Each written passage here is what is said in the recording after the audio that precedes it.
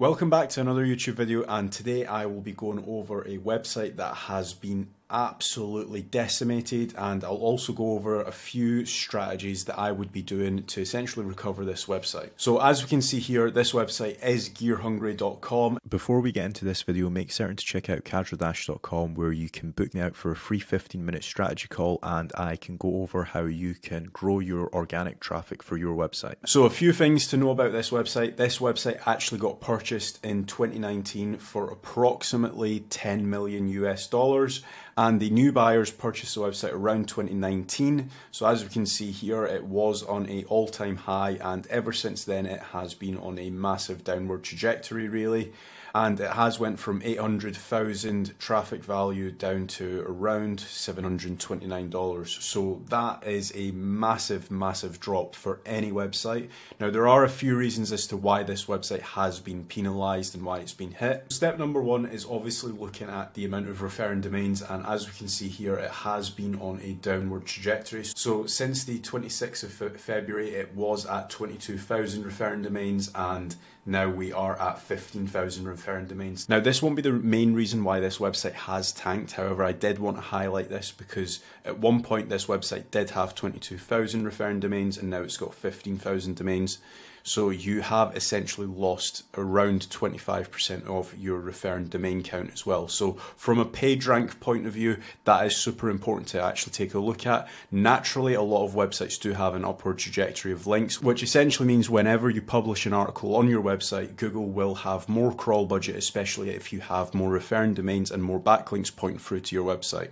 Now, if we take a look at this website's EEAT, a lot of people would say this website has a very good EEAT on the website. However, it isn't actually the case. Now, if we actually do a little bit of research on some of these offers, we will very quickly realize that they aren't real people, and there is no other websites really mentioning these offers. So if we take a look at one of their offers, for example, Mark Wilson, as we can see here, this is just an AI image. You can clearly tell because he's not even got eyes. And if we take a look at Mark Wilson on Google Images, we can very quickly see that there's only one image of this so-called expert on the entire web. There's no other websites mentioning him at all. So from a offer rank point of view, he is very, very low in the rankings. Now, if we take a look at someone like Martin Lewis, for example, now this is a financial advisor in the UK. You can very easily see that he is mentioned on The Independent, he's mentioned on Chronicle Live, The Mirror, and if we take a look at Google Images as well, there's loads and loads of images of him as well on the internet. Now, am I saying that Mark Wilson needs the exact same setup as somebody like Martin Lewis? Absolutely not. However, from a Google Quality Rater point of view, you do need some EEAT behind your website, especially if you are trying to say you're an expert in hiking and mountain bikes as well. Now, for example, Martin Lewis, he provides financial advice, so he needs more EEAT. Like, for example, Martin Lewis has a Wikipedia page. Am I saying that all of your offers need a Wikipedia page? Not unless you are trying to set up a competitor to Money Saving Expert. You probably won't need that amount of EEAT for your website. However, if you have a strong subset of links pointing through to your Mark Wilson or any of your offers, making certain that they are mentioned on niche relevant websites, then they help massively, especially doing guest posts for your offers. Now, a lot of people have asked me in the past, is HARO, Help a Reporter Out, a form of EEAT in building offership? It actually isn't. Now, the reason why I say that is a lot of HARO links that I get sent, they don't actually have the offer of your website in the H1. They essentially just have it in the main body content, and that doesn't help at all. What you want is actual other websites speaking about your offers, how great Martin Lewis is or how great Mark Wilson is. If you don't have that set up, you're not going to be able to essentially improve your offer rank. Now, the next step would be to actually improve some of these out-of-date pages. So for example, best mini projectors of 2022. We are now obviously in 2024. They have got a lot of pages that still mention 2022 or 2021. It's clear as day that this website was essentially just mass producing articles and trying to get as much affiliate commission in as possible. And also, if we take a look at the last updated date, we actually have April 8th, 2021. So that is already a massive negative ranking factor, especially if a Google Quality Rater is actually checking this page. First of all, we're not in 2022. And then second of all, it says last updated 2021. So this is obviously a fake date that they have essentially coded on their website. You want to essentially be as transparent as possible, especially with the last updated dates on your posts. So another thing that I also want to touch up on is the last edited actually being presented in the SERP as well.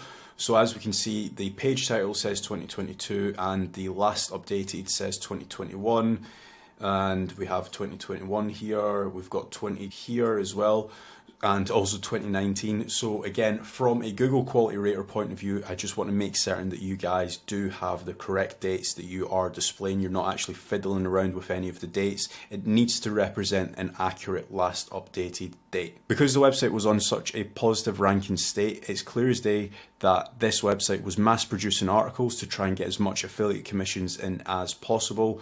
So again, you don't want to be seen as the website that's just worried about commissions and essentially producing mass amounts of content. So one thing going into 2024 is it's not always about mass producing articles. You also do want to be producing content that your visitors do want to read and essentially gain some value from as well. So don't do a gear hungry approach and mass produce 6,000 articles in an afternoon, because you will end up getting slapped. So one page I actually want to compare is their best wood glue page. Now again, they would need to update the date here and they would need to actually update the content here as well. However, this is the website that is ranking #1 in the UK for best wood glue guide 2023. One thing I actually want to do right now is compare these two articles. Best Wood Glue Guide 2023. Now this is the actual website that ranks #1 in the UK. Now it might be a little bit of a different result in the US, but we also have Best Wood Glue in 2022. They obviously do need to update the dates. And one thing that is obviously very, very clear is that this website that does rank #1, they are actually trying to help you pick what type of glue you first of all need when you land on the page. So they actually talk about the different types of glue. So they have got PVA, they have got polyurethane, they've got epoxy, they have hide glue. Now, as somebody that doesn't know much about glues like myself, I would very quickly be able to read this and then realize, right, okay, I need polyurethane, or for example, I might need hide glue because I need it for my desk. Now, if we take a look at Gear Hungry, they don't actually have that information. They're just trying to push the actual affiliate products down your throat, and nowhere on the actual page they mention which type of glue that I need. So from a guy that is just starting out with potentially doing some woodworking, I have no clue what type of glue I need. And the editor for this page would have just essentially thought that anybody that lands on this page knows everything to do with wood glues, whereas I actually don't. I have just started out in woodworking. I need a little bit of help picking out what type of wood glue that I actually need. So this page is actually not helpful at all to me. Another step that you can also do is take a look at the past 12 months of your Google Search Console using Screaming Frog and figure out which pages are classed as deadweight pages. So which pages haven't had any clicks, which pages don't actually get any impressions. And you can create a worksheet of pages that you either need to improve, build more internal links to, build more backlinks to, and also delete the pages as well. Another thing that I also want to emphasize is the importance of topical authority. Now, Gear Hungry is a massive website. If we take a look at their entire website, they have got 4,000 pages in total, and for their glue category or their glue topical authority, they actually have 73 pages. Now, woodsmith.com, they actually rank for best wood glues, and they have got 1,300 articles to do with just glues in general. If you have topical authority in an industry, it obviously does highlight your expertise in that industry. So the more articles that you can actually cover that are getting traffic that is about one subject, Google will prefer ranking your website in that industry as well. So that has been my website review on Gear Hungry. If you guys do have any questions, feel free to drop them down below. And if you want a free 15-minute growth strategy call with myself, make sure to check out kazradash.com. The link is in the description. Thanks.